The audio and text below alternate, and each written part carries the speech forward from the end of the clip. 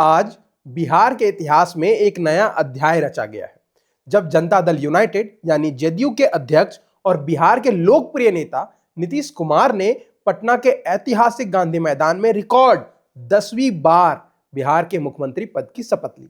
यह वही गांधी मैदान है जहां जेपी आंदोलन से नीतीश और बिहार के कई बड़े नेताओं ने अपनी पहचान बनाई। अब आप में से बहुत से लोगों का दिमाग वहीं लटका होगा कि 10वीं बार कैसे? अगर 10वीं बार है तो इस हिसाब से तो 50 साल सीएम हो चुके हैं नीतीश कुमार। तो आपको बता दूं कि ऐसा कुछ जोड़ और कुछ गठजोड़ के कारण हुआ है। तो चौंकिए नहीं और कहानी आगे सुनिए। आज शपथ ग्रहण समारोह में प्रधानमंत्री नरेंद्र मोदी, अमित शाह, जेपी नड्डा समेत कई बड़े नेता शामिल थे।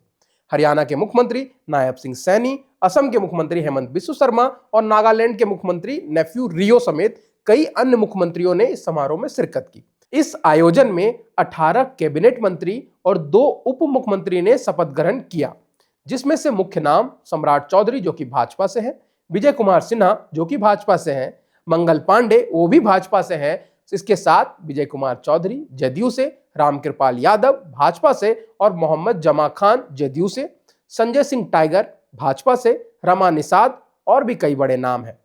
तो बात नए मंत्रिमंडल की करें तो ये बिहार की राजनीति के लिए शायद एक नई ऊर्जा लेकर आए, क्योंकि इसमें पुराने और नए चेहरे दोनों शामिल हैं, जो जातीय और क्षेत्रीय समीकरणों को बखूबी समेटे हुए हैं।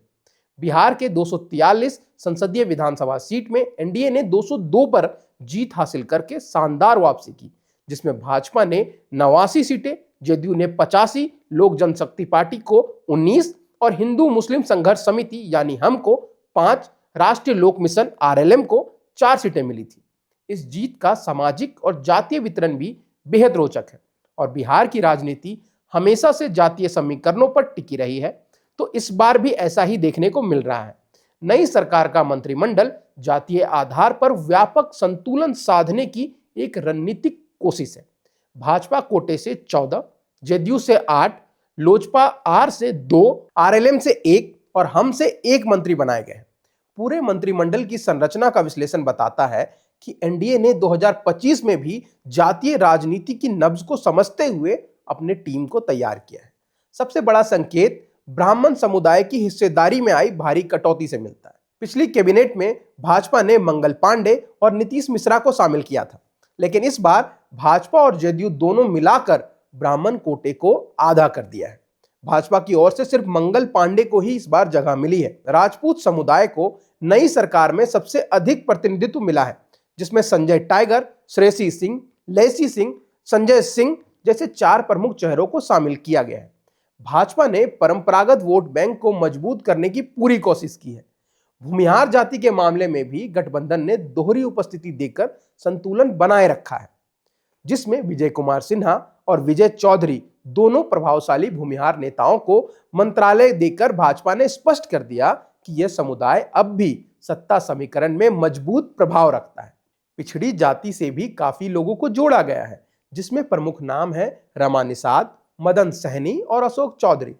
बात अगर नीतीश कुमार की करें तो नीतीश कुमार के राजनीतिक जीवन की सबसे बड़ी ताकत यही रही है कि उन्होंने सोशल इंजीनियरिंग को बहुत अच्छे से समझा है। जब 2005 में उन्होंने पहली बार बिहार की सत्ता संभाली, तब से उन्होंने विकास और सामाजिक न्याय के संतुलन पर काम किया। इन सभी योजनाओं ने नीतीश कुमार को सिर्फ विकास पुरुष नहीं बल्कि सामाजिक संतुलन को साधने वाले नेता के रूप में स्थापित किया। नीतीश कुमार सामाजिक समीकरण के लिए जाने जाते हैं। इसकी तस्वीर 2025 में जेडीयू उम्मीदवारों की लिस्ट को भी देखकर मिलता है। बिहार चुनाव 2025 में नीतीश कुमार ने तमाम जातीय समीकरण को साध लिया था।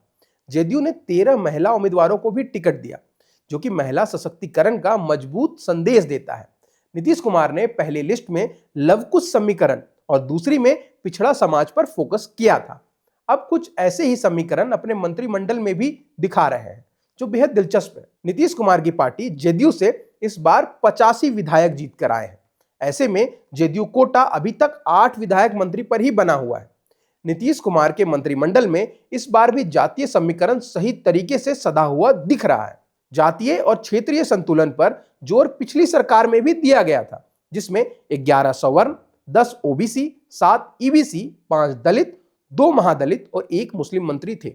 इस बार एनडीए के विधायकों में 60 से ज्यादा उच्च जाति से, 70 से ज्यादा ओबीसी से और लगभग 45 के आसपास एससी एसटी से और एक मुस्लिम भी शामिल है। इन्हीं आंकड़ों के आधार पर जातीय समीकरण तैयार किया गया है। इसी प्रकार क्षेत्रीय संतुलन को लेकर के भी मंत्रिमंडल में सांसदों का चयन हुआ है। शाहाबाद, मगध, मिथिलांचल और सारण क्षेत्रों से बिहार के मुख्य राजनीतिक केंद्रों को मजबूत प्रतिनिधि मिले हैं, जो कि राज्य की राजनीतिक ताकत को और बढ़ाता है। यह जातिगत बंटवारा न केवल एक जातीय संतुलन को दर्शाता है, बल्कि बिहार की सामाजिक विविधता और सामंजस्य की मिसाल भी है। नीतीश कुमार ने बिहार के शासन में हर वर्ग को समान भागीदारी देकर सामाजिक न्याय को जमीनी स्तर पर मजबूत किया है। नीतीश कुमार के 10 बार मुख्यमंत्री बनने की खास बात यही है कि वो हर बार जनता की बदलती मांगों को समझते हुए अपने मंत्रिमंडल का पुनर्गठन करते रहे हैं, जिससे उनकी लोकप्रियता अभी भी बनी हुई है। उनके कार्यकाल में बिहार ने शिक्षा, स्वास्थ्य, बुनियादी ढांचे जैसी क्षेत्रों में उल्लेखनीय प्रगति की। इस प्रकार बिहार का यह नया मंत्रिमंडल न केवल एक राजनीतिक गठबंधन है, बल्कि जातीय समझौते और विकास के लिए एक ठोस प्रयास है, जो नीतीश कुमार की दूरदृष्टि और अनुभव का परिणाम है।